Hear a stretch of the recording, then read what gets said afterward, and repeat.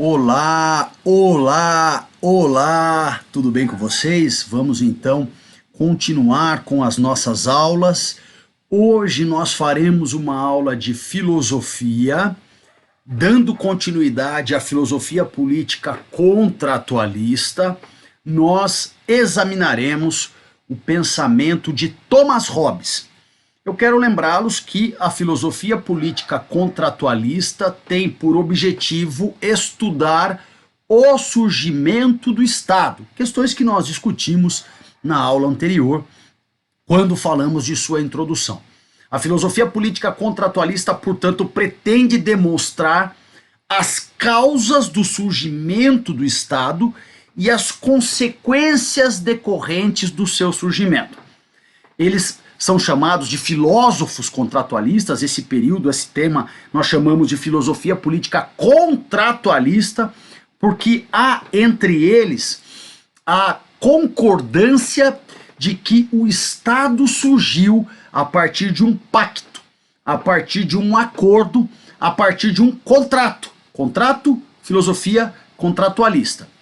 Agora, cada um vai contar a sua historinha. Cada um vai dizer quais são as suas respectivas causas e consequências do surgimento do Estado, que sim se deu a partir de um pacto, de um contrato, de um acordo entre as pessoas. Coisas aconteceram, cada qual aponta, coisas aconteceram, e aí a galera, olha gente, vamos criar algo que nos regule, que tenha as regras mais bem esclarecidas, Então surge o Estado. Nós vimos que o momento anterior ao surgimento do Estado, nós chamamos de estado de natureza, estado natural. O momento posterior ao surgimento do Estado, nós chamamos de estado de sociedade, estado social ou Estado. Nós vimos também que são três os grandes filósofos contratualistas. Thomas Hobbes, o cara que nós vamos estudar na aula de hoje, John Locke, que é o mesmo do empirismo, cara da nossa próxima aula, e findaremos com Jean-Jacques Rousseau, este já no século XVIII, já iluminista propriamente dito. Reparem que lá no estado de natureza eles apontarão, cada qual a partir da sua perspectiva, insisto, eles apontarão os direitos e deveres naturais, ou seja, os direitos e os deveres compatíveis à essência da natureza humana que vigoravam. Em seguida, os direitos e deveres sociais, as leis que surgem a partir do surgimento do Estado, leis estas que muitas vezes são leis incorporadas numa espécie de Ctrl-C, Ctrl-V do próprio estado de natureza. Portanto, as leis do Estado, as leis sociais, são muitas vezes equivalentes às leis naturais e também, claro, né, a vida em sociedade vai gerando outras questões e novas leis são então criadas. Feitas estas considerações iniciais, também quero destacar que nós temos aí alguns desafios. O primeiro desafio importante é entender o pensamento de cada filósofo contratualista, obviamente. Como é que eles explicam o surgimento do Estado, quais são as suas grandes obras que discutem o tema, a gente precisa conhecer. E também há um outro grande desafio que é criar uma espécie de painel comparativo mental, ou seja, eu preciso entender também como eles divergem nos mais variados pontos. Para tanto, é claro que conforme as aulas, conforme a gente vai desenvolvendo as aulas, o professor também vai apontando aqui e acolá quais são as grandes diferenças entre estes três filósofos contratualistas. Antes de nós iniciarmos então o primeiro deles, Thomas Hobbes, que está ali basicamente no século XVII, alguns apontam o Hobbes como aquele da transição do Renascimento para o moderno propriamente dito, ok, é uma discussão aí cronológica, tudo bem. Aqui a gente estuda ele já como um contratualista, que é o grande tema que nos interessa. Antes de começarmos a falar sobre Thomas Hobbes, o professor vai dar aquela hidratada nas cordas vocais com seu bom e velho café com leite, saúde, brindemos então a vida, brindemos então a filosofia, brindemos a filosofia contratualista. Um momentinho. Muito bom. Então agora começamos a conversar sobre Thomas Hobbes. Importante que se diga que Thomas Hobbes tem algumas obras aí importantes. Eu posso citar Do Cidadão, eu posso citar Elementos do Direito Natural e Político, e a sua grande obra de filosofia política, que a gente precisa guardar, é aquela que recebe o nome de Leviatã.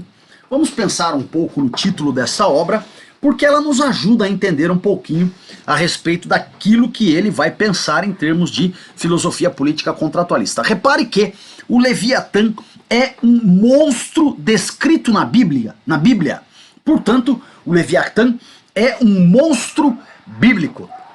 Qual é a imagem do Leviatã, gente? Claro que eu estou sendo assim rápido na explicação, mas para a gente entender. A imagem trabalhada do Leviatã é de um gigante humano que quando você dá zoom, quando você chega pertinho, esse gigante é constituído da soma de pequenos homens. Homenzinhos, dando um homenzarrão gigantão. Portanto, é um monstro bíblico com essas características. Reparem que, se ele é a soma de pequenos homens, quando eu isolo um pequeno homem da figura do Leviatã, deste gigante, este homem é absolutamente insignificante. A parte é infinitamente pequenina quando a gente pensa o todo. Estas ideias constantes na figura do Leviatã são interessantes para a gente pensar depois a dimensão do Estado trabalhada por Thomas Hobbes. Pois bem, então, como é que funciona o estado de natureza hobbesiano? Como é que vai funcionar o estado de sociedade hobbesiano? Estes constantes na obra O Leviatã. Comecemos. Mas antes, mais um TT. O professor está com sede. Olha só, reparem aqui. Segundo Thomas Hobbes, no estado de natureza, o homem possui uma maldade. É da essência da natureza humana ser mal. O homem age, além de ser mal, segundo os seus próprios desejos. Portanto, há um certo egoísmo natural no homem. Ali no estado de natureza, ainda segundo Hobbes, há um sem número de direitos naturais. Mas o direito de proteção da própria vida, o direito de autopreservação, o direito à vida, né, são expressões que dizem a mesma coisa. O direito de poder sobreviver é o que se prepondera. Então veja, você é egoísta, é mau e vai proteger o seu direito à vida. Você vai então usar de todos os meios necessários para garantir a sua vida. Repare que aí, vamos tentar pensar uma imagem boba, mas que ajuda a gente a entender. Suponhamos que haja apenas uma maçã na macieira, uma só. Tá todo mundo com fome. Todo mundo só pensa em si. Somos egoístas. Somos maus. Você então vai se digladiar com os demais. O pau vai comer, porque tá todo mundo com fome e só tem uma maçã na macieira. Então você arrebenta um, arrebenta o outro, arrebenta o outro, até que chega uma hora que só sobrou você. E você está legitimado, porque é o direito de proteção da própria vida. Você precisa se alimentar para sobreviver. Está se autopreservando.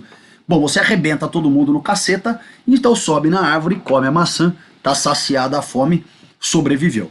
Repare que este clima gera um momento de insegurança. Este clima gera instabilidade social.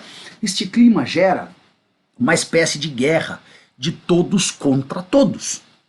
O homem, portanto, se torna um ser, né, ali no estado de natureza, traiçoeiro, de montar tocaia, de sacanear. Afinal de contas, ele precisa se preservar e a ambição, o desejo, a maldade constituem-se, naturalmente no homem. É nesse contexto que Thomas Hobbes nos apresenta uma frase emblemática, famosa dele, né? Que vira e mexe pipoca em vestibular aí. O homem é o lobo do homem. Homo homini lupus. Homo homini lupus. Traduzindo, o homem é o lobo do homem. Portanto, o homem ataca antecipando um eventual ataque, o clima tenso.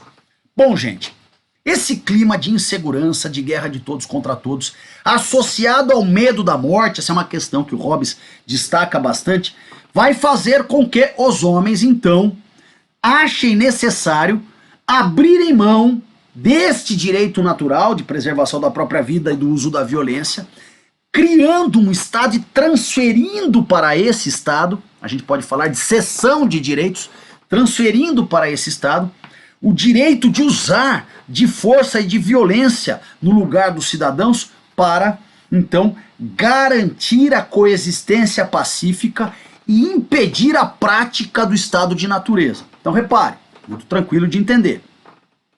No estado de sociedade, eu tenho o Estado como uma figura de patrulha, uma figura que inclusive está autorizada a usar a violência para impedir que os indivíduos ajam da mesma forma.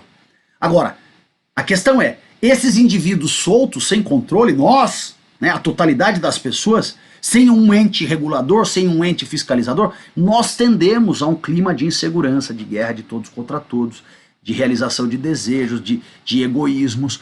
Portanto, é necessário que os cidadãos, os indivíduos, então, se reúnem e dizem, olha, vamos criar algo que nós, sem controle, nós não funcionamos.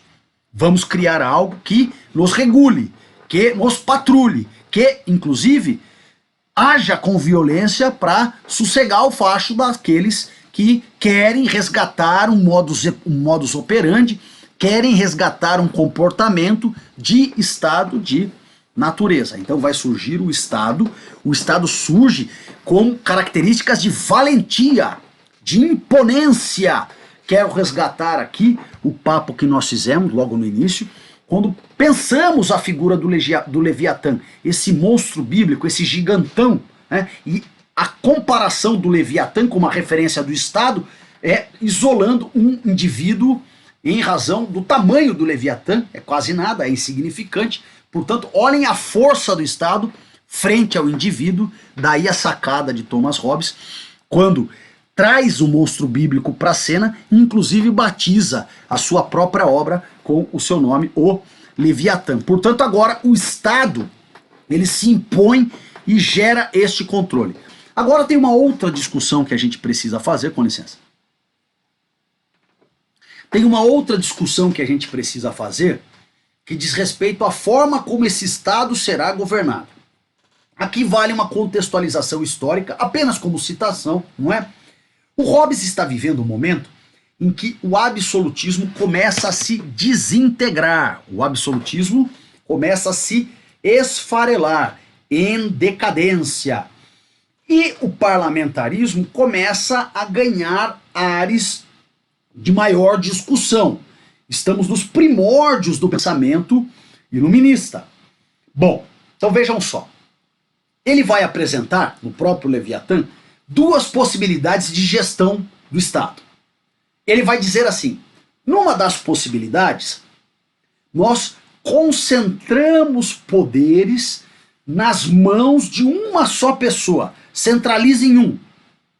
Ele não diz diretamente, mas é claro que ele está falando do absolutismo. Uma outra possibilidade é que nós criemos uma assembleia de pessoas, de indivíduos, e esta assembleia, representando toda a população, governaria esse Estado. É claro que ele está falando do parlamentarismo, embora não tenha citado expressamente. Então ele apresenta as duas possibilidades, mas ocorre que depois ele se posiciona. Ele vai dizer, é melhor que nós nos posicionemos pela centralização do poder em uma só pessoa. E qual a justificativa que Thomas Hobbes dá? Vejam só, gente. Hobbes vai dizer o seguinte. Quando nós centralizamos num grupo de pessoas a gestão, com o tempo, esse grupo de pessoas começa a agir nos moldes do estado de natureza. Como se esse grupo regredisse, como se esse grupo passasse a funcionar de acordo com os seus próprios desejos, de acordo com os seus próprios interesses. É como se ganhasse força nele aquela maldade natural, aquele egoísmo do estado de natureza. E no lugar de ele passar a funcionar atendendo aos interesses coletivos, entendendo quais são as demandas dos seus representados, não. Ele passa a funcionar segundo os seus próprios interesses. Portanto, ainda com Hobbes, se há esta dificuldade e esta regressão a uma condição próxima ao estado de natureza, já então centralizemos o poder numa pessoa só, modelo, portanto, absolutista. Então vale destaque assim, gente. Embora ele não diga expressamente, porque ele está vivendo um momento em que há uma certa tensão, uma certa polarização, ele está sim se posicionando pelo absolutismo. Se no teu vestibular cair assim, Hobbes era parlamentarista ou absolutista? Vai para a linha do absolutismo, que é, claro, a linha mais coerente. Agora, feitas essas reflexões, vamos avançar mais um pouquinho. O Estado hobbesiano, o Estado do Leviatã, soberano, ele tem 5 características que a gente passa a examinar, mas antes dá aquele mais glu-glu. Olha só, gente, quais são as 5 características do Estado hobbesiano? Primeiro, a mais importante, e nunca perca isso de vista, é a mais importante, é a segurança. Segurança. Garantir a paz social com o uso da violência pelo Leviatã, pelo Estado soberano, se necessário for. Segunda característica, liberdade. Vejam aí uma nuance já de construção do iluminismo, afinal de contas, ele está aí nesse momento de primeiras manifestações daquilo que depois no 18 se consolida. Liberdade, segunda característica. Terceira característica do Estado hobbesiano, a igualdade. Quarta característica do Estado hobbesiano, vejam que barato, gente, que coisa interessante. Hobbes defende a educação pública. Diz, olha, este Estado necessita garantir ao seu cidadão uma educação 100% pública, 100% patrocinada por ele. E aí, a quinta característica, né, a proteção, a propriedade natural. Vejam só, gente, a questão aí do privado, entrando também em cena, a questão da propriedade privada.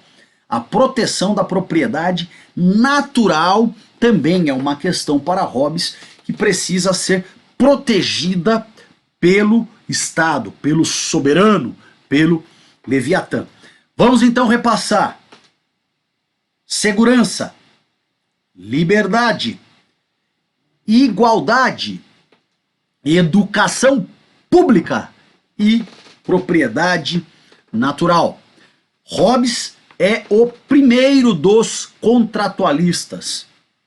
E gente, eu gostaria de colocar para finalizar, né, para a gente exercitar um pouco aí o pensamento de Hobbes, eu gostaria de sugerir um filme a vocês.